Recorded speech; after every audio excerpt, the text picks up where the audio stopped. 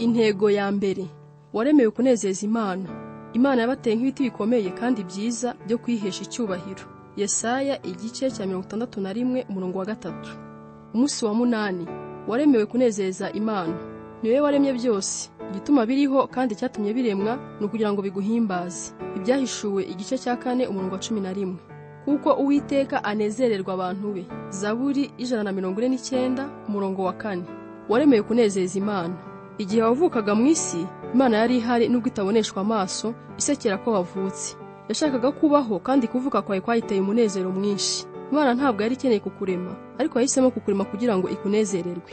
Uriho kuko igufitemo inyungu ngo uyiheshe icyubahiro, usohoze imigambi yayo, uyitere umunezero.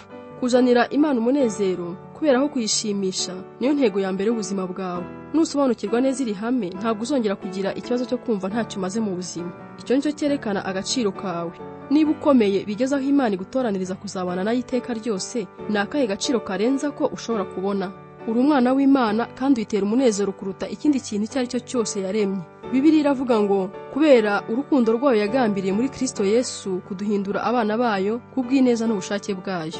Imwe mu mpano Imana yaguhaye ni ugushobora kunezerwa. Yaguteranije mu buryo buguha gusabana n'ibigukikije ndetse iguha n'amarangamutima kugira ngo ushobore kunezerwa. Yifuza ko uryoherwa n'ubuzima aho kubucamo ubwihanganira gusa. Igituma ushobora kwishimira ibinezeza nuko Imana yakuremye mu ishusho yayo. Kenshi twibagirwa ko n'Imana igira amarangamutima. Imana irishima kandi ikababara cyane. Bibiliya itubwira ko Imana ijya igira agahinda, ikagira ifuhe ndetse ikarakara, ikagira imbabazi, impuhwe, intimba, ikishima, ikagira umunezero, igasusuruka kandi ikanyurwa. Imana irakunda, ikishima, ikanezerwa, igahimbarwa ndetse igaseka. Kunezeza Imana byitwa kuramya. Bibiliya iravuga ngo Uwiteka anezererwa abamwubaha, anezererwa abategereza imbabazi ze. Icyo ukora cyose kinezeza Imana gihinduka igikorwa cyo kuramya.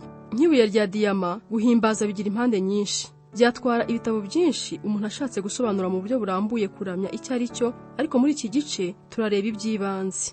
Abahanga mu mico y'abantu bavuga ko kuramya ari ikintu usangana imico yose, n'ubukene Imana yashyize muri kamere muntu umutera guhora ashaka kuvugana n'Imana. Kuramya ni kimwe mu bintu byangombwa nko kurya no kunywa.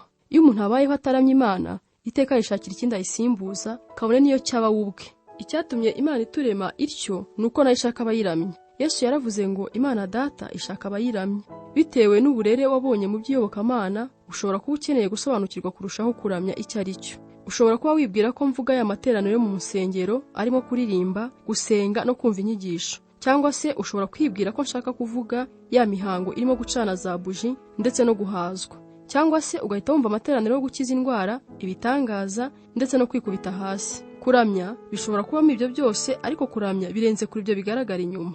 Kuramya ni uburyo bwo kubaho. Kuramya birenze cyane umurimo wo kuririmba. Ku bantu benshi, kuramya bivuga kuririmba. Barakubwira ngo mu itorero ryacu amateraniro atangizwa no kuramya, hakabona kuza inyigisho. Uko ni ukudasobanukirwa gukomeye, kuko buri kintu cyose gikorerwa mu rusengero aba ari bumwe mu buryo bwo kuramya.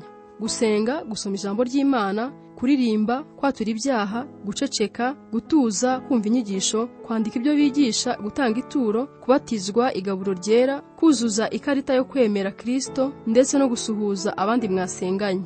Ubundi mu by'ukuri kuramya byatangiye mbere y'uko abantu batangira kuririmba. Adamu yaramyaga Imana mu murima wa Edeni, ariko kuririmba ntaho tubibona kugeza mu gice cya 4 cy'igitabo cy'Itangiriro nyuma yo kuvuka kwa Yubali. Niba kuramya ari ukuririmba, abatahawe impano y'amajwi meza ntibazigera baramya Imana. Kuramya birenze kure cyane indirimbo. Kudasobanukirwa kuruseho ni igihe abantu bitiranya kuramya n'ubwoko bumwe bw'indirimbo. Ukumva umuntu avuga ngo twabanje turirimba indirimbo imwe isanzwe, hanyuma dukurikizaho indi ndirimbo yo guhimbaza no kuramya. Cyangwa ukumva undi avuga ngo nkunda indirimbo zihuta zo guhimbaza, ariko nezezwa kurutaho n'izigenda buhoro zo kuramya. Ukurikije aya magambo, iyo ndirimbo yihuta cyangwa irimo ibyuma birangurura yitwa guhimbaza. Ariko yaba igenda buhoro ituje kandi ikora ku mutima, wenda bacuranga gitari, ikitwa kuramya. Ubwo ni bumwe mu buryo bwakwiriye henshi bwo gukoresha nabi ijambo kuramya. Kuramya ntaho bihuriye n'ubwoko bw'indirimbo, urusaku cyangwa umuvuduko wayo. Imana ikunda indirimbo z'uburyo bwose kuko niyo yahanze kuririmba indirimbo izihuta n'izigenda buhoro, izivuga cyane n'izivuga buhoro, iza kera n'inshya. Wowe ushobora kutazikunda zose, ariko Imana irazikunda. Iyo ziririmba Imana mu kuri no mu mwuka zihinduka kuramya. Abakristo bakunze kutumvikana ku ndirimbo bakoresha mu kuramya Imana, buri muntu akarengera ubwoko bw'indirimbo akunda, asobanura ko ari bwo bujyanye na Bibiliya cyangwa ko ari bwo burushaho guhesha Imana icyubahiro. Ariko mu by'ukuri nta bwoko bwa muzika bushingiye kuri Bibiliya. Nta manota y'indirimbo dusanga muri Bibiliya, n'ibyuma bakoreshaga icyo gihe ntabyo tukigira. Urebye neza, ubwoko bw'indirimbo ukunda bwerekana uwo uriwe, aho ukomoka na kamere yawe, ariko ntacyo bugaragaza ku Mana. Indirimbo z'igihugu kimwe zumvikana nk'urusaku gusa mu matwi y'abakomoka mu kindi gihugu. Nyamara Imana ikunda ibidasa, kandi izo ndirimbo zose irazishimira. Nta muzika wa Gikristo ubaho, habaho amagambo ya Gikristo turirimba mu majwi. Amagambo niyo ahindura indirimbo ikaba indirimbo y'Imana, si ijwi ryayo. Nta majwi yo mu mwuka abaho. Nkuririmbiye indirimbo ariko ntashyizemo amagambo, ntabwo washobora kumenya niba ari iya Gikristo cyangwa atariyo. Kuramya si wowe byashyiriweho.